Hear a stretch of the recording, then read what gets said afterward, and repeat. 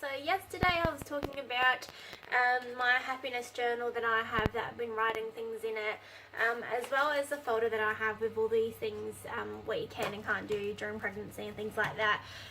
So I said that I'd just talk to you about what I've got in the books.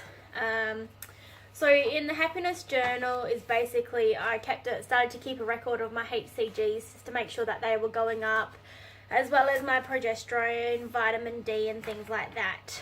So now that that is basically all under control and everything like that, I thought I'd make the rest of the book just things to get for the baby. So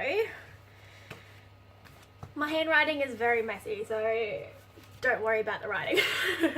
So basically I've just started off basically a list of things that we need to get for the baby, and I've looked at websites and things like that of where to get things from, how much they are and things like that, as well as this list here as well, just like baby essentials like the shampoos and things like that, where to get them from. Then I've got mummy's list, basically things that I need to start getting. I'm very lucky because being a larger girl anyway, I have large clothes anyway, so I've not had to buy maternity clothes just yet. I have bought just some crop tops just because bras, they're just uncomfortable. So I basically wear crop tops all day every day. If I need to pop out just for a small trip to the shop, I end up wearing just a crop top underneath my t-shirt anyway. So bonus being a larger girl, like I don't have to get anything because, you know, everything fits me and is stretchy as it is, so that's always a bonus. Now in this little book here, I've just got a calendar, and I've written here Becky and Danny's baby folder 2017. So I initially made this folder when we fell pregnant the first time. Sadly, as you know, that did end up in a miscarriage, unfortunately.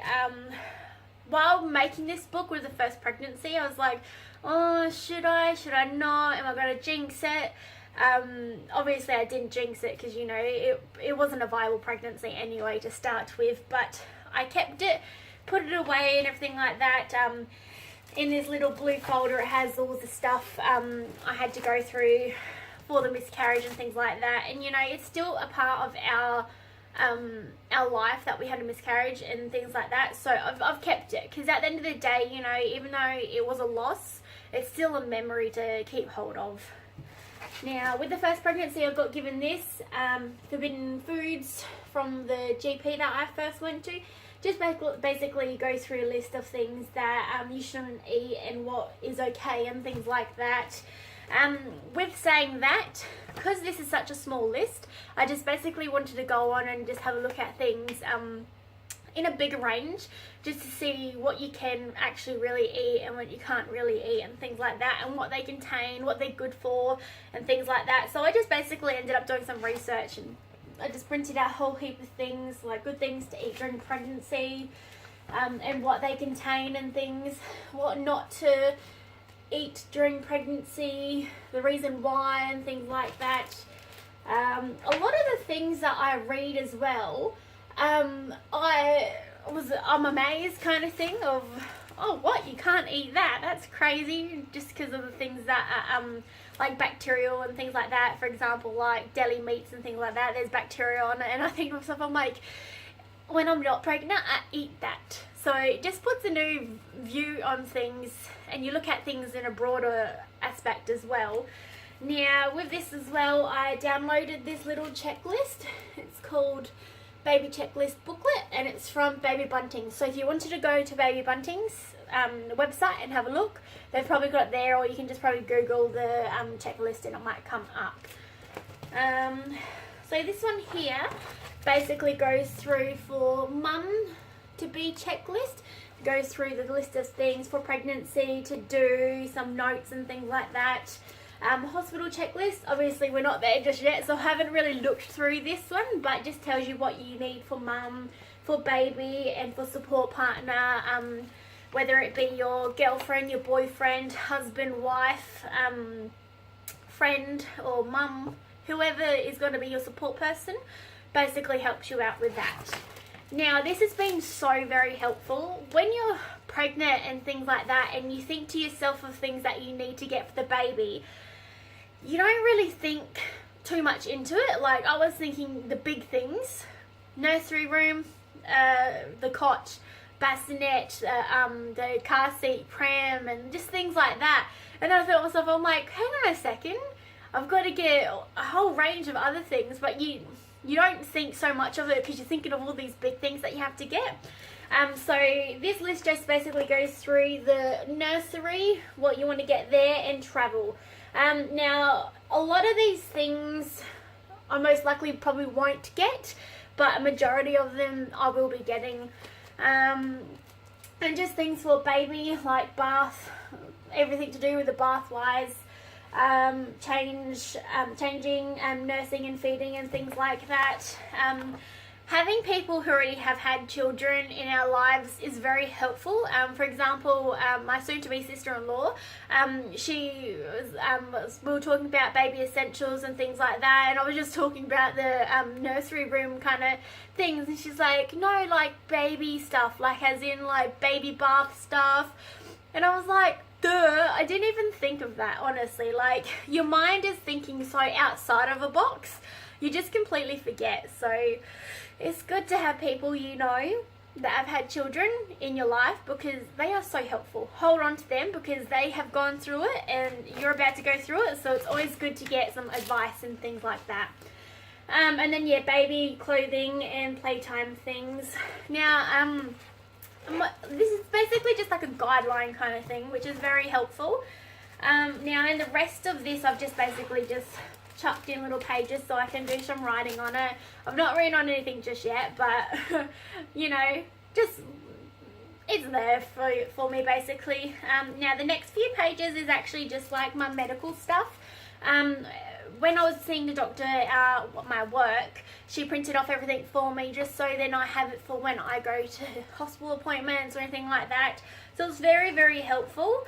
And then, yeah, I've got all my HCGs. I'll pull them out because then I can let you know what the first one was, because I completely forget. I was just so excited about it. Yeah, 73, I was correct. 73, the second one was 242. Third one was 1,390. Next one was 4,990. And the last one I did in April, I think it was. Yeah, no, April. August was 19,200. So these are the HCG results. I don't know if you can see it, but and things like that. So it was so amazing getting those, because the relief of getting those results made me feel a lot happier in the fact knowing that my baby's gonna be okay. At the end of the day, I still get worried. Like, I think having a miscarriage as your first pregnancy is always going to be one of those things that are going to just hit you at times, and things like that.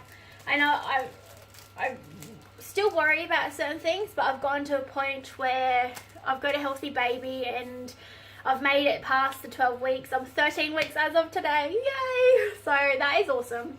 I'm so excited about that. And yeah, it's just, you come to your realizations, especially the last scan I did at for the Down syndrome test. Just seeing the baby wiggling around and things like that, it puts you at ease. Like, I don't know how else to explain it. It just makes you feel a lot better knowing that your baby's moving around and they're healthy and things like that. It's a great feeling. Now, with my pregnancy tests, I did keep them. I've got my digital ones here, I did keep. Obviously, you know, after 24 hours, 24 hours, I think it is, they do run out. So I just wrote on them what week I was on the test. Now, I'll go through what items we're thinking of getting. So now, we've been to IKEA and there was quite a few baby things there, cots and things like that. So we've decided to go get a cot through them. We're going to be getting that after Christmas, just because get November, end of October, November, December out of the way, and then we'll go get it. And it is such a little cute cot. I'm so happy about it. And we're saying that we were going to get a change table through them as well to match the cot that we're getting, but we've decided to go elsewhere. But we're just still going to be looking around just in case we find something better. We just want everything to basically match up and everything, so that's going to be really good. Now yesterday we made, well, earlier this week I made a order to Babies R Us to get our baby car seat and a pram, and the baby car seat came yesterday, yay! So that's in the baby's room now, and then today I got an email saying that the pram's going to be coming, so I'm just waiting for that to come now. So hopefully it comes before Daddy and I have to go out today, so fingers crossed. I'm really excited, even though I can't open anything and, you know, use it. I'm just so excited to have it in the baby's room.